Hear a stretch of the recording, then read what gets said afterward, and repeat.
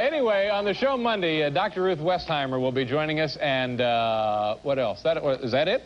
60 Minutes with Ruth Westheimer? Oh, yeah, watch this one, folks. Yeah, I'd take a look and see what the CBS movie is that night. It's only a joke, ladies and gentlemen. I have nothing but the highest regard for the CBS late movie. For Dr. Ruth. I'm only teasing here now. Okay, you know, the world of show business has had, by the way, Hal, can we see the freeway again? Yeah, here it is. This is actually what our window looks out. Look at that. Unbelievable. The world of show business has had many glamorous figures of mystery. The noise is driving me nuts. Greta Garbo, Howard Hughes, Marlon Brando.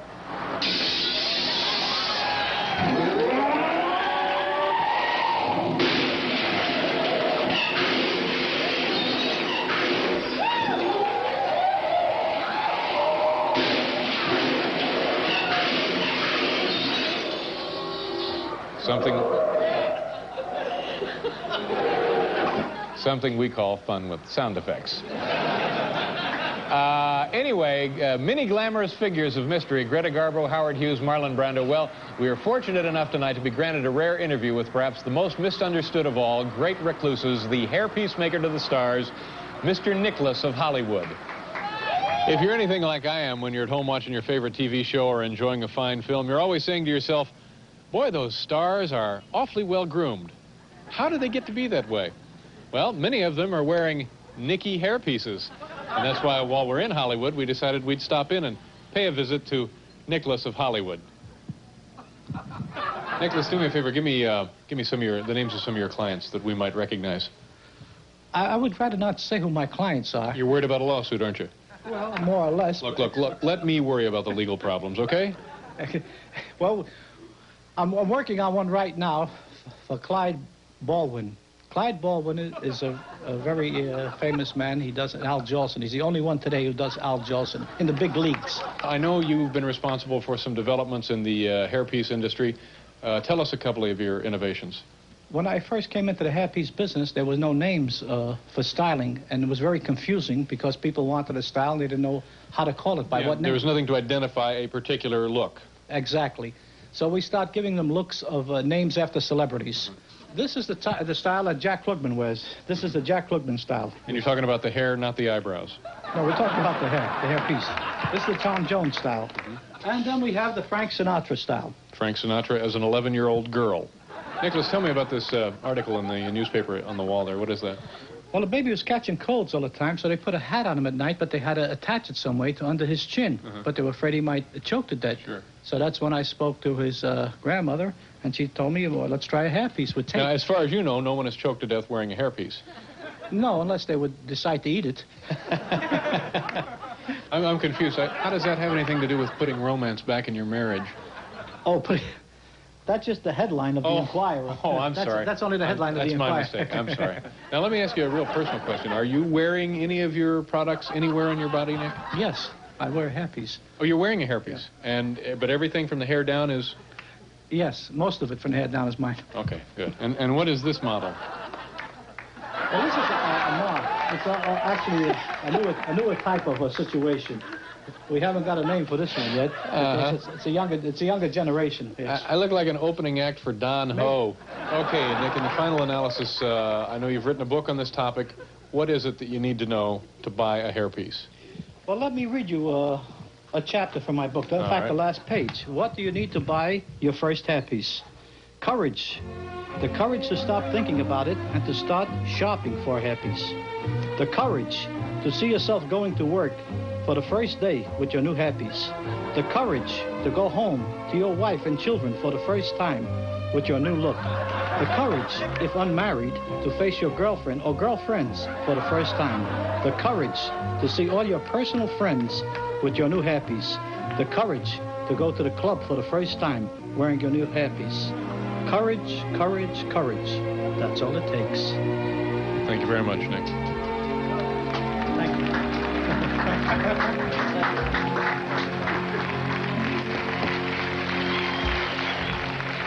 Thank you very much, Nickolas. We'll be right back with Lee Marvin.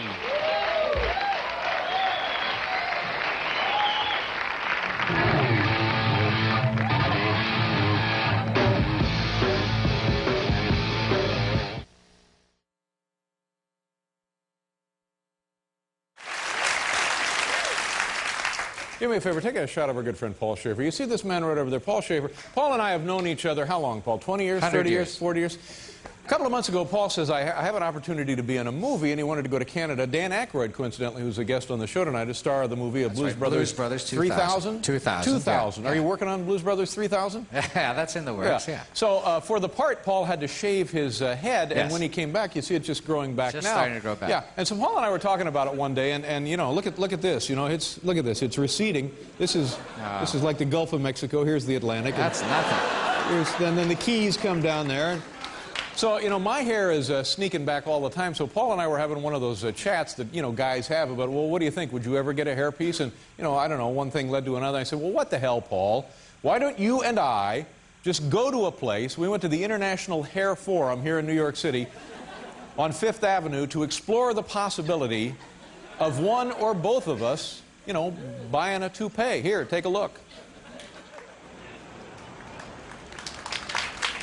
Unfortunately, he happened to shave his head, and we don't have enough. I mean, we can play around and do something. There isn't enough wig to cover. Yeah, well, you know, he's very bald.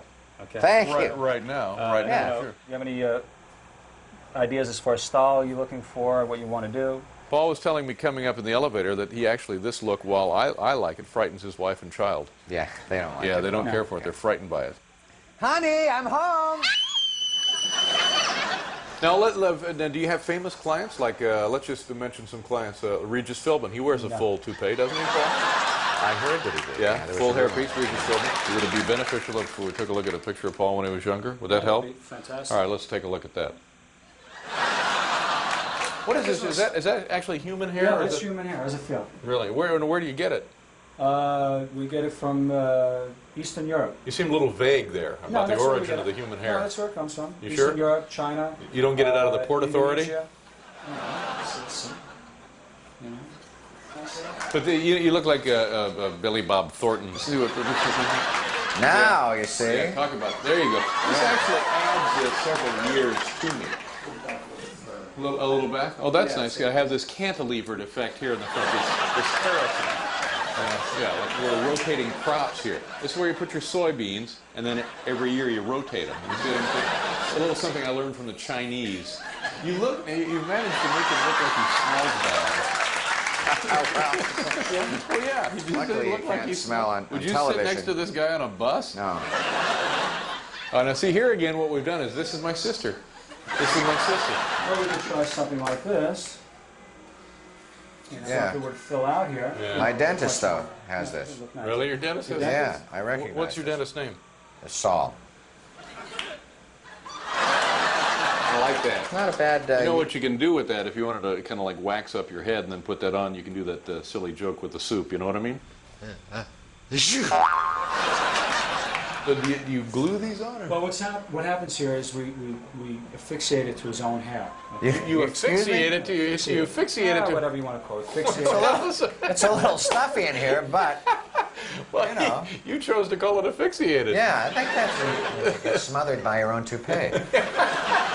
You know what we should do that always gets a laugh? You know what I'm talking about? When we take that shot of us, you know what I'm saying? Here, watch this. Let's go do it. All right. Welcome aboard Space Station Mir, comrade. just. There we go. Paul, you have any loose joints? You drove my car, man. Check it out. Yeah, I don't think this is going to go. You know what we ought to do, Paul? What? This is it for me. You pick out one, and we'll just go downstairs and see if anybody notices us. All right. Well, you can't tell.